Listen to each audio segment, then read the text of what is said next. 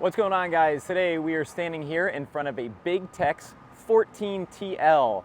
The Big Tex 14TL is a tilt trailer. So we're going to walk from front to back on this thing and talk about the benefits and features on it and why it's a trailer that we like to stock in our lineup.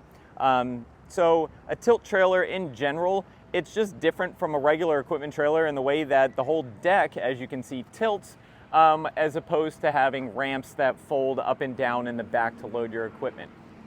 So by the end of the video, we're going to talk about why you'd want that, or if there's any pieces of machinery that basically require that. But let's start up front, and you're going to have pretty much all your standard equipment up here. An adjustable coupler on it. It's got the Demco self-latching coupler here, which is always a nice feature on these, but can easily be changed over to a pintle with those two bolts if you want to, and then of course full adjustment up and down. You have your breakaway cable over here, which obviously activates the brakes if the trailer comes disconnected from the truck. You have a 12,000 pound sidewind jack on this. It's spring loaded, so you're able to pull the handle, let the leg drop down so you have less cranking basically as you're loading and unloading this trailer off your truck. You do have a nice little tool tray up here, or chain tray. So basically chains, binders, any additional little hand tools that you want could be thrown into there if you're not worried about locking them up. And you do have your spare tire mount right here on the front of the trailer. As you come around to the back here a little bit, tilt trailers typically and traditionally are going to always have 16 feet of tilt deck and then a stationary portion up front. We do have models that are only tilt deck without a stationary up front, but let's talk about the advantages or reasons why people would potentially want this stationary portion. So this trailer is available in a 20 and a 22 foot length from Big Tex. So with this always being 16, your front is either going to be 4 feet long on a 20 footer or it's going to be 6 feet long on a 22 footer. And you're going to have 4 D-rings up here standard, and then of course your rub rail and stake pocket in case you need to tie anything down. So what's this front stationary portion used for? It's typically used for either additional attachments or materials that you need to bring to the job site. So let's say you have a skid steer here on the back and the skid's got an attachment on it and you need to bring an extra bucket or an extra cutting head or extra forks for it. Or when you get to the job site, you need a pallet of material, pallet of pavers, pallet of whatever it is.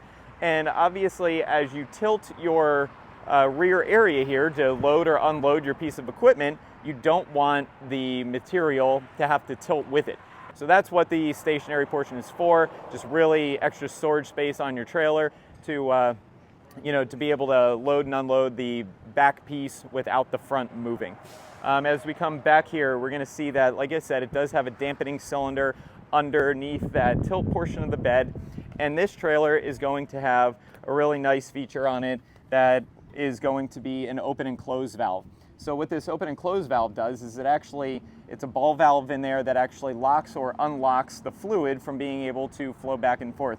So if you have this in the closed position, this bed won't tilt. So basically, whether it's you want to be able to drive your machine up onto here and then come over and turn your open valve to let it slowly go up and down or close, or you just want to be able to manipulate how quickly this bed tilts, depending on maybe the weight of the machinery you have going on there. This can basically stop at any point, from closed to open or halfway in between. So if you just do it halfway in between, it's just going to let the fluid move much slower back and forth, and therefore this bed is going to go up or down much slower. So you can just kind of control the speed that moves. The lock on this thing is a really nice foot lock. So let's walk up this thing and we'll show you how the tilt basically works. So right now it's tilted in the up position. If we were driving a piece of equipment onto this, as you'd come up, the weight of the equipment is going to start pushing it down. You can see it coming down on there. And then as you jump off your piece of equipment, you can just walk right over. You step on the lock lever with your foot.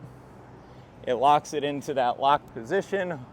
And then right here you have this safety lock that's going to slide in there. It's all spring loaded. So basically now this lever cannot move up or down while you're traveling.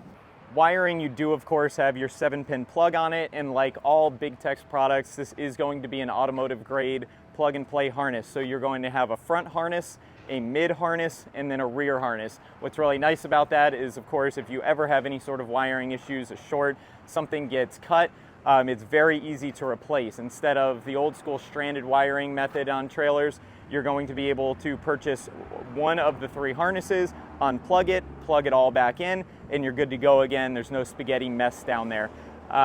Fenders are removable on these. So 2 bolts, 1 bolt on front, 1 bolt on the back. You can pop that fender right off. This is nice for sometimes if you're either loading from the side with a forklift, maybe you're not putting a machine on and you're using the trailer to load some pallets. You can load where those fenders are by just popping those off. Also, a lot of guys will take them off if they're loading a machine that's really tight between the fenders and they don't want to damage them. They can pop the fender off, get the machine loaded, get it nice and centered, and then they'll pop the fenders back on without having any risk of damaging the trailer if it's a tight squeeze. So this trailer is a 14,000 GVWR trailer, which you can see from Big Tech's badging. 14TL is 14,000 GVWR, meaning it has 2 7,000-pound Lippert American-made axles in there, and it's going to have a 16-inch 10-ply tire on this guy. So finally, we were talking before about why you would want a tilt or who needs a tilt. People that are loading things like a forklift, a roller, sometimes a man lift or a scissor lift. Things that don't really like to climb, 1, super steep angles, or 2, they don't climb a ladder style ramp very well because of maybe the smaller wheels that are on them. Other reasons, some guys just like running a tilt because it's safe, it's easy to use. Maybe they don't want to lift the ramps up and down, bad back, whatever it is. You know, they just feel like a tilt is generally easier for them to use. They pull the pin, move the machine back, it tilts, they drive off. When they're done with their job, they drive right back on, go over, hit the lock on there, and they're off and running. So, there's a few reasons. A tilt does generally run a couple $1,000s more than its ramped counterpart in the same weight capacity or same length.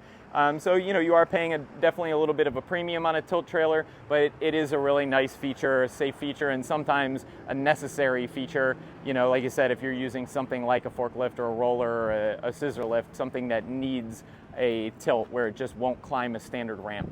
If you have any other questions about this trailer or any others, feel free to call us. Appreciate you watching. Thank you guys.